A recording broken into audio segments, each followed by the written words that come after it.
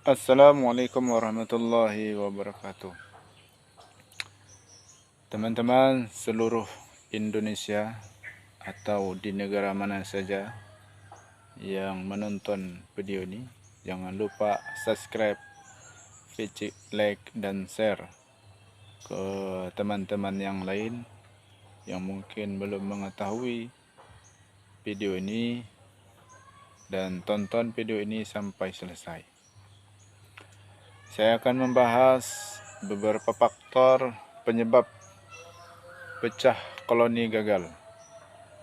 Ada 7 faktor penyebab pecah koloni gagal.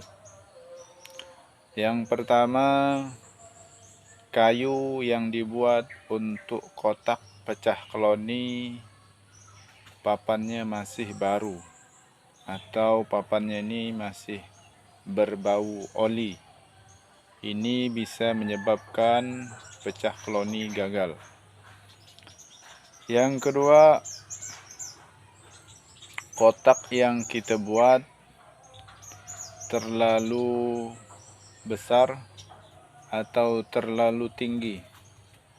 Ini juga bisa menyebabkan pecah koloni gagal, karena kotak yang terlalu besar atau terlalu tinggi ini bisa menyebabkan suhu panas di dalam kotak itu agak sedikit dingin, sehingga telur-telur di dalam kotak pecah koloni kita ini tidak menetas. Yang ketiga, kotak yang kita buat tidak diberi propolis di setiap sudut-sudut pertemuan kotak yang kita buat, sehingga bisa menyebabkan semut masuk dalam pecah koloni kita, sehingga telur-telur kelulut dimakan oleh semut. Yang keempat, telur ratu tidak menetas. Telur ratu tidak menetas, ini juga bisa menyebabkan pecah koloni kita gagal. Karena kalau tidak ada ratu dalam kotak koloni kita, sehingga tidak bisa berkembang, sehingga kelulut dalam sarang kita akan habis.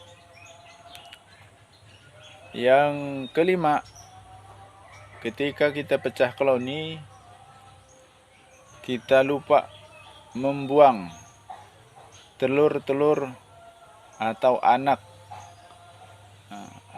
daripada kelulut yang masih putih ini tidak kita buang, sehingga dia dikumpulkan di dalam kotak, sehingga ini bisa menyebabkan menjadi ulat. Bisa menyebabkan telur dikumpulkan oleh kelulut di satu tempat, sehingga ini membusuk sehingga menjadi ulat. Ini juga bisa menyebabkan pecah koloni kita gagal. Yang keenam, ini ketika kita pecah koloni, kotak yang kita pecah ini langsung kita pindah. Ini juga bisa menyebabkan pecah koloni kita gagal, karena kelulut yang kita pecah ini belum ramai, belum mampu untuk membuat atau memberi jaring-jaring di dalam kotak yang kita pecah koloni. Ini juga bisa menyebabkan pecah koloni kita gagal. Maka teman-teman, tonton terus video saya. Saya akan terus memberikan tips-tips berbudidaya kelulut agar kelulut kita sukses. Jangan kita lupa berdoa kepada Allah Subhanahu Wa Taala, kerana kesuksesan kita ini bukan karena kerja kita, tetapi kehendak Allah Subhanahu Wa Taala yang bisa membuatkan kita berhasil. Kita hanya berusaha, tetapi yang menghendaki adalah Allah Subhanahu Wa Taala. Salam Triguna. Assalamualaikum warahmatullahi wabarakatuh.